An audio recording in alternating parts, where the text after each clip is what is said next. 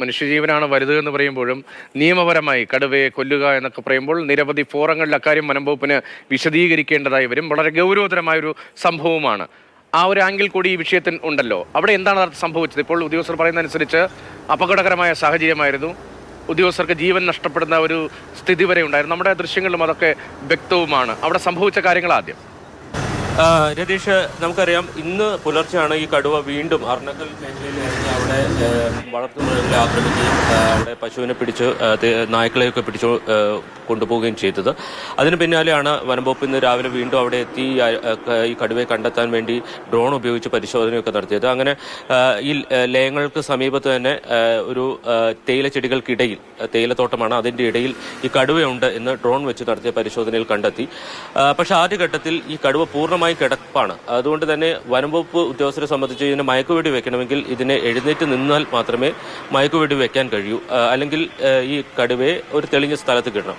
ഒടുവിൽ ഇങ്ങനെ കിട്ടാതെ വന്നതോടെയാണ് ഈ വനംവകുപ്പ് ഉദ്യോഗസ്ഥർ ദൗത്യ സംഘം ഡോക്ടറുടെ നേതൃത്വത്തിൽ ഈ കടുവയ്ക്ക് സമീപത്തേക്ക് പോയത്. ഏതാണ്ട് 15 മീറ്റർ അടുത്ത് വരെ ഈ കടുവയുടെ അടുത്തെത്തിയതിനു ശേഷമാണ് അതിനെ മയക്കുവെടി വെക്കുന്നത്.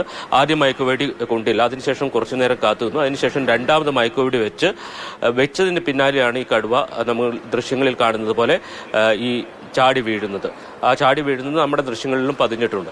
ഈ ദൗത്യ സംഘത്തെ സംബന്ധിച്ച് ഏറ്റവും വലിയ പ്രതിസന്ധി എന്ന് പറയുന്നത് ഈ തേയില ചെടികൾക്കിടയിൽ അവർക്ക് ഒരുപാട് ദൂരം മാറാൻ കഴിയില്ല എന്നുള്ളതാണ്.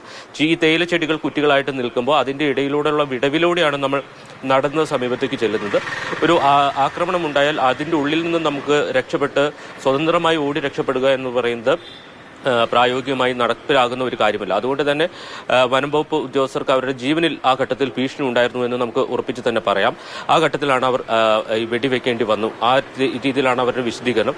മറ്റൊരു കാര്യം, ഈ കടുവയെ സംബന്ധിച്ച് ഈ കടുവയെ പിടികൂടാതെ മറ്റു മാർഗങ്ങളില്ലായിരുന്നു. കാരണം ജനവാസ മേഖലയിൽ തന്നെ തുടരുകയാണ് ഈ കടുവ. കഴിഞ്ഞ ദിവസം നമുക്കറിയാം ഗ്രാമ്പിയിൽ ഇറങ്ങി അവിടെ വളർത്തുമൃഗങ്ങളെ ആക്രമിച്ചു. അതിനുശേഷം വനം വകുപ്പ് മയക്കുവെടി വെച്ച് പിടിക്കാൻ ദൗത്യം നടത്തി. പക്ഷേ ആ സമയത്തേക്ക് ഈ കടുവ മറ്റൊരു സ്ഥലത്തേക്ക് മാറിയിരുന്നു. അങ്ങനെയാണ് അർണാക്കലിലെത്തിയത്.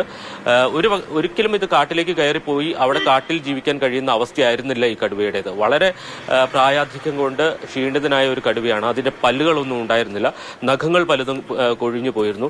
കാഴ്ചയുടെ കാര്യത്തിലും വലിയ പരിമിതി ഉണ്ട് എന്നുള്ളതാണ് നമുക്ക് അതിന്റെ മൃതശരീരം കാണുമ്പോൾ കാണുന്നത്. പൂർണ്ണമായും അവശനായിട്ടുള്ള ഒരു കടുവയായിരുന്നു എന്ന് നമുക്ക് നിസ്സംശയം പറയേണ്ടി വരും.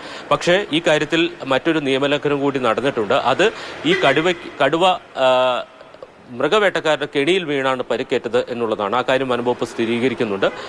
അവിടെ കെണി, അതായത് പന്നിയും മ്ലാവും കേഴയും ഉൾപ്പെടെയുള്ള വന്യജീവികളെ വേട്ടയാടുന്നതിന് വേണ്ടി പല സ്ഥലത്തും കെണികൾ സ്ഥാപിച്ചിട്ടുണ്ട്. ആ കെണിയിൽ വീണാണ് ഈ കടുവയ്ക്ക് പരിക്കേറ്റത്. അങ്ങനെയാണ് ഈ കടുവ പൂർണ്ണമായും അവശനായി ജനവാസ മേഖലയിലേക്ക് എത്തുന്നത് എന്നുള്ളതാണ്. വനംവകുപ്പ് എന്തായാലും അതിനകത്തൊരു കേസ് രജിസ്റ്റർ ചെയ്ത് അന്വേഷണം നടത്തും എന്ന് പറഞ്ഞിട്ടുണ്ട്. പക്ഷേ ഈ മേഖലയിലെല്ലാം ഇത്തരത്തിൽ ഈ മൃഗവേട്ടക്കാരുടെ സാന്നിധ്യമുണ്ട് എന്ന് തെളിയിക്കുന്ന സംഭവം കൂടിയാണിത്. എന്തായാലും ഈ കാര്യത്തിൽ വിശദമായിട്ടുള്ള പോസ്റ്റ്മോർട്ടം ഉൾപ്പെടെയുള്ള നടക്കാനുണ്ട്.